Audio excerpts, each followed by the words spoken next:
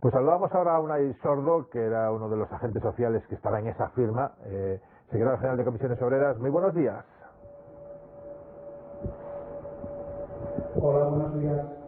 Bueno, parece que tenemos un problema con el sonido, a ver si somos capaces de mejorarlo. En cualquier caso, ¿qué es lo más importante, en su opinión, del acuerdo firmado ayer entre gobiernos, sindicatos y empresarios? Hay algunos informadores que destacan el hecho de que puede haber despidos ya antes de los 6 meses. ¿Esto es así? ¿Hay que matizarlo? ¿Usted qué tiene que decir al respecto? Bueno, yo creo que lo más importante es el acuerdo en sí, porque renueva la herramienta que nos ha permitido salvaguardar cientos de miles de puestos de trabajo en los últimos 2 meses, y lo importante es la actitud del conjunto de los agentes sociales y del propio gobierno para ser capaces de poner en común las cosas que nos unían, que eran ese intento de salvaguardar las empresas y el empleo, frente a otros elementos que teníamos más tiranteces o más alejamiento, ¿no?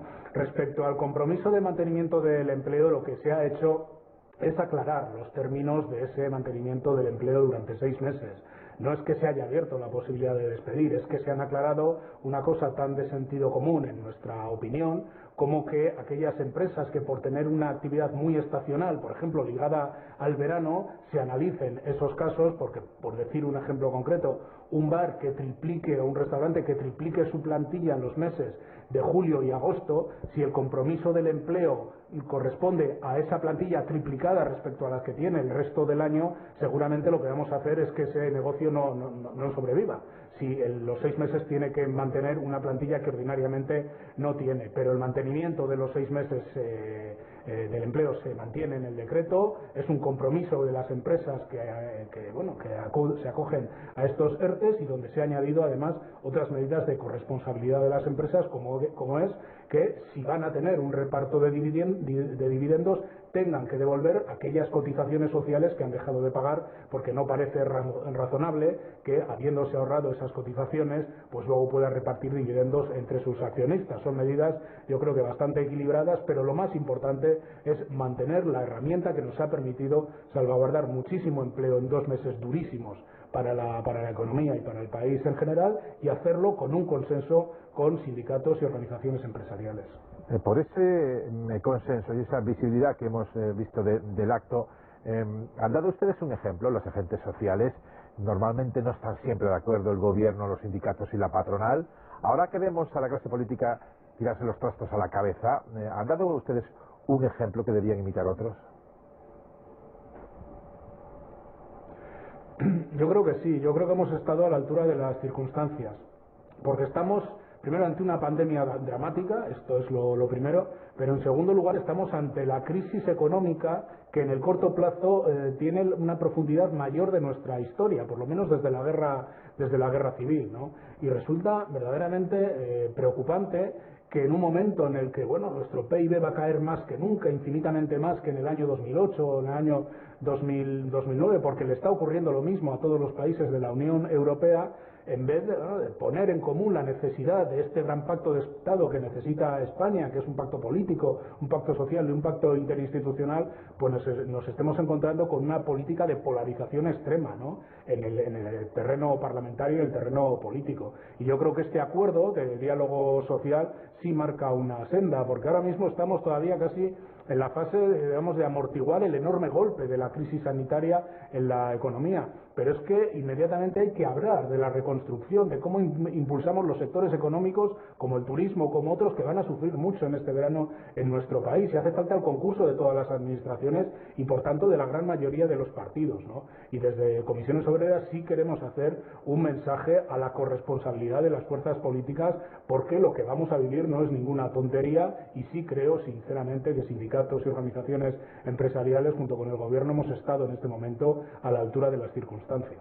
Actos solemne, decíamos, con el gobierno en Moncloa, con todos los agentes sociales, firmado y con presencia del presidente del gobierno, con 2 vicepresidentes, 2 ministros económicos, la ministra de Trabajo, Yolanda Díaz, todos presentes, junto a empresarios y sindicatos. ¿Era necesario en este momento esa visibilidad? ¿Por eso es esto así? Sí, yo creo que sí. Yo creo que es una escenografía, un tanto pomposa, si se quiere, pero yo creo que hay que poner en valor de lo que estamos hablando. Es que por primera vez en la historia de las crisis económicas de nuestro país, nuestra economía está cayendo más de lo que está cayendo el empleo, porque en España, siempre que hay problemas económicos, se recurre al despido como fórmula ordinaria de actuación de las empresas.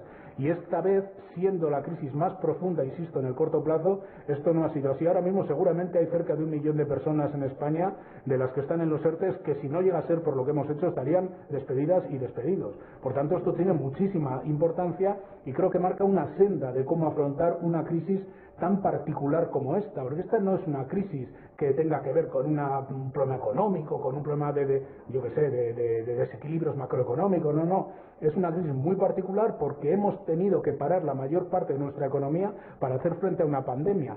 No hay guión sobre cómo abordar una situación de estas, ¿no? Y creo que la pedagogía de un acuerdo social de estas características en este momento es muy relevante y por eso, bueno, pues compartimos, cuando se nos planteó desde Moncloa esta escenificación, nos pareció apropiada, ¿no? Y creo que debiera servir un poco de guía de por dónde tiene que discurrir España en los próximos meses. Este acuerdo firmado permite que los ERTE, los expedientes de regulación temporales por fuerza mayor, que estaban vinculados a la declaración del estado de alarma, tengan ahora como horizonte de vigencia el 30 de junio. ¿No decía el Gobierno que una de las causas de prorrogar el estado de alarma era precisamente esta, que no se podían desligar? ¿Ha cambiado el criterio en este sentido? No es que no se pudieran desligar, es que los ERTEs de fuerza mayor se llaman de fuerza mayor por algo, y es porque obedecen a una fuerza mayor, a una fuerza al margen de la situación económica, sino una fuerza que tiene que ver, una causa, mejor dicho, que tiene que ver con que había un decreto de estado de alarma que paralizaba algunas actividades, que restringía a otras, que restringía la movilidad y que, por tanto, impedía desarrollar la actividad pues en una tienda o en un bar o en una línea aérea, por decir algo. Es decir, que había una causa objetiva que lo marcaba la ley para justificar estos expedientes de regulación de empleo, que además contaban con una exoneración de las cotizaciones sociales. Por tanto, lo decía el sindicato, si llega a decaer el estado de alarma, decaen los ERTEs. Otra cosa es que esto se puede hacer de otra manera y es lo que estábamos negociando desde hace prácticamente 15 días. Por eso decíamos, tonterías las justas, dejarnos terminar esto, porque los ERTEs se pueden prorrogar y es más, después del 30 de junio va a seguir habiendo actividades económicas en España donde siga habiendo causas de fuerza mayor que recomendarán entonces prorrogar esta fuerza mayor. Porque si no se pueden abrir, yo qué sé, pues los bares o los restaurantes o los hoteles con plenitud de capacidad de acoger clientes porque hay una norma que lo impide, porque si no corremos riesgos de contagios, seguirá persistiendo una fuerza mayor. Y habrá que ver cómo alargamos más los ERTEs, teniendo en cuenta también que esto tiene un coste muy importante para las arcas públicas, pero merece la pena invertir ese coste porque es lo que está evitando la destrucción de empleo. Y nosotros pedíamos a la política que no se frivolizara con esto y que hiciéramos las cosas bien, con absoluta seguridad jurídica, y ahora creo que podemos alargar los expedientes de regulación, como digo, en función de la evolución de la pandemia, que es lo primero. Lo primero es garantizar la salud y que no volvemos a recaer en contagios masivos, porque entonces ni salud ni economía.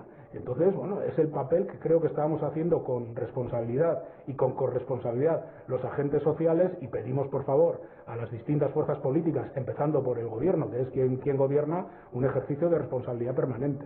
Enseguida le pregunto. Esto es muy serio, estamos hablando de los puestos de trabajo y de las empresas. Enseguida le preguntan Elsa García de Blas, Maite Alcaraz y David Jiménez, pero una última cuestión por mi parte, hablando de la responsabilidad de la desescalada, que no se puede provocar un avance en la progresión de la pandemia. ¿Cómo ve usted esta guerra entre comunidades y casi entre provincias, incluso algunas comunidades del mismo signo que el partido que gobierna, sobre la desescalada? ¿Usted se pone en su papel, en el papel de esos presidentes autonómicos, en el papel del gobierno también? Bueno, yo creo que la desescalada habría que hacerla con los parámetros más objetivos posibles y con la prioridad y con el punto de vista siempre de evitar un repunte en los contagios, un repunte en la pandemia. Yo sé que estamos todas y todos muy nerviosos, un sindicato, como ustedes pueden comprender, representa a los trabajadores. Cuando no hay actividad y hay peligro de cierre de empresas, hay muchos nervios también en la clase trabajadora, que es quien más sufre estas situaciones, pero no establezcamos falsas dicotomías entre la economía y entre la sanidad. Lo peor que le puede ocurrir a España es que haya un repunte de contagios que nos lleve una vez más a una situación de confinamiento. Yo me considero incapaz de analizar los parámetros de gestión de una pandemia global. Yo no sé de esto.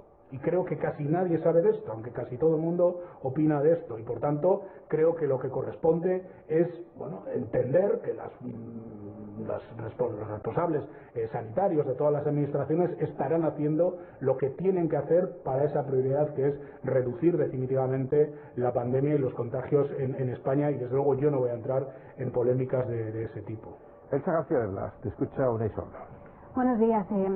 Yo quería preguntarle por qué se ha establecido esa fecha de límite de vigencia para los ERTE del 30 de junio. O sea, ¿por qué el 30 de junio y no más adelante? Porque, como bien ha dicho, el 30 de junio no termina la pandemia, vamos a seguir con medidas de distanciamiento social y va a haber sectores de la economía muy afectados, la hostelería, el turismo, pero no solo, muchos otros que van a seguir afectados. ¿Por qué no se extiende esa garantía, esa posibilidad de utilizar el instrumento del ERTE más allá del 30 de junio?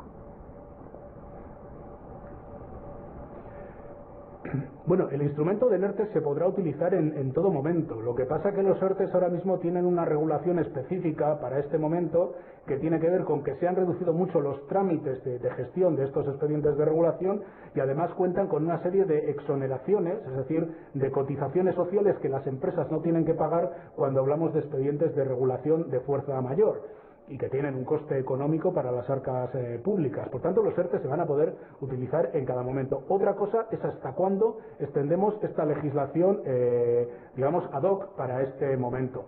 Si por comisiones obreras fuera, claro que hubiéramos extendido mucho más los ERTE, pero insisto, esto es una negociación a muchas partes, los intereses empresariales, los intereses de los trabajadores y el gobierno, que lógicamente también vela por las cuentas públicas. Y en esa tensión lo que hemos hecho es una salida que yo creo que es razonable.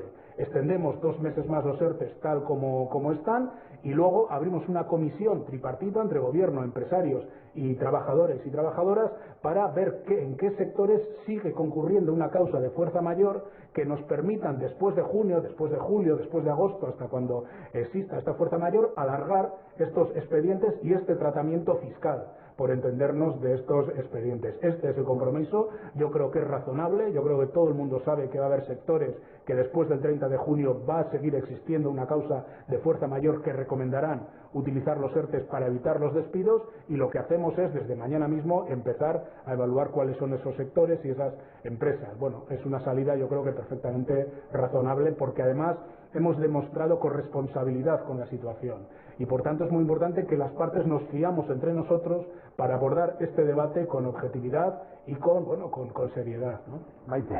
Sí, buenos días. Ayer la ministra de Trabajo reconocía que había 300.000 casos en esos ERTE que se estaban tramitando que todavía no habían conseguido cobrar, ¿no?, ese instrumento jurídico tan necesario en estos tiempos.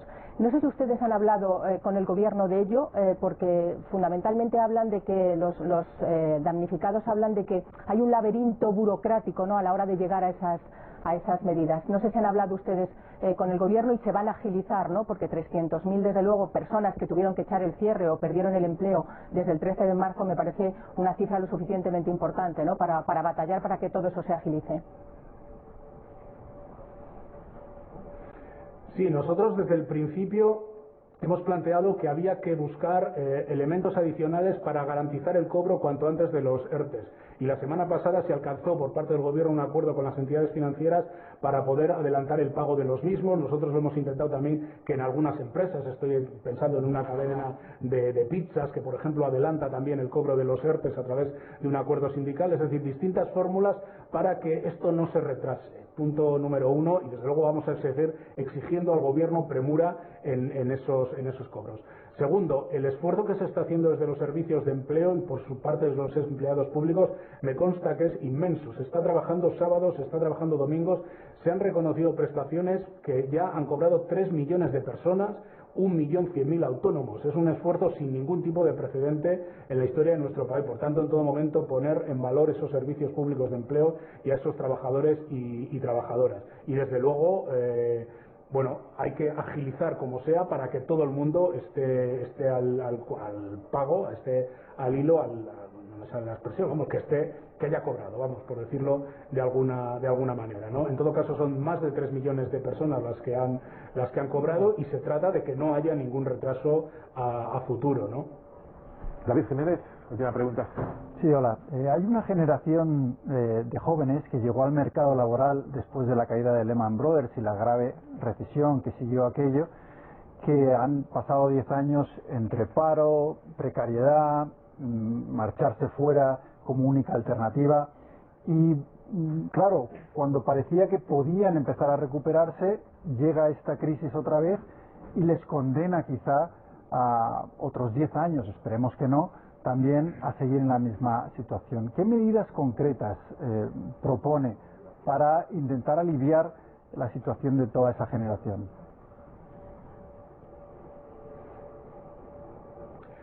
Bueno, yo creo que aquí hay que tener en cuenta que estamos en una crisis que no tiene ningún precedente y que no es una crisis equiparable a la del 2008 porque no tiene causas económicas, no tiene que ver con desequilibrios económicos, tiene que ver con que hemos paralizado nuestra economía para hacer frente a una pandemia que no habíamos conocido en Europa desde hace un siglo. A partir de ahí no valen las soluciones ordinarias. Se están tomando medidas que estamos proponiendo, entre otros, los sindicatos, para tratar de minimizar el impacto en el empleo de esta crisis, que va a tener una caída del PIB, un incremento de la deuda pública y un incremento del déficit como nunca habíamos conocido, y que luego van a tener que ir acompañadas de un plan de reconstrucción y de inversiones donde Europa tiene que jugar un papel fundamental. No podemos volver a políticas de austeridad como las del año 2010. Yo le trasladaría a la gente joven que no hay por qué resignarse a esas políticas de austeridad. Esta crisis va a ser muy grave, pero que hay que hacer todo lo posible porque sea corta. No está escrito que esta crisis tenga que durar una década. La década anterior, o los 7 u 8 años que duró la anterior crisis en España, fue producto de medidas inducidas de austeridad a partir del año 2010. Y por tanto hay que evitar, como sea, ese escenario, ¿no? Y desde luego es verdad sociológicamente la importancia de que haya generaciones que en muy poco tiempo hayan, o casi hayamos, porque casi es mi generación también, hayamos atravesado dos crisis muy graves como estas, pues tiene un efecto letal. Hay que cambiar el modelo laboral en España. No puede ser que personas por encima de los 40 años estén siempre viviendo en situaciones de precariedad permanente. Hay que cambiar el modelo laboral en España y hay que aprovechar este desastre, esta dramática crisis que tenemos para tratar de cambiar el patrón de crecimiento de nuestro país, ¿no? Creo que hay que abordar cómo rehacemos los servicios públicos, particularmente los sanitarios, cómo abordamos el papel del Estado también en la economía, como estamos viendo también en otros países, y cómo se financia todo esto en un primer momento a través de la deuda pública, no va a quedar otra, y ahí insisto en la respuesta europea, pero después a través de un gran acuerdo fiscal que necesita España para, insisto, evitar volver a caer en políticas de austericidio como las que conocimos entre el año 2010 y el año 2015. Unai Sordo, secretario general de Comisiones Obreras, y al que algún periódico califica de ministro en la sombra. De eso ya hablaremos en otro momento. Muchísimas gracias por estar con nosotros aquí en la televisión pública. Muy buenos días. Buenos días, gracias.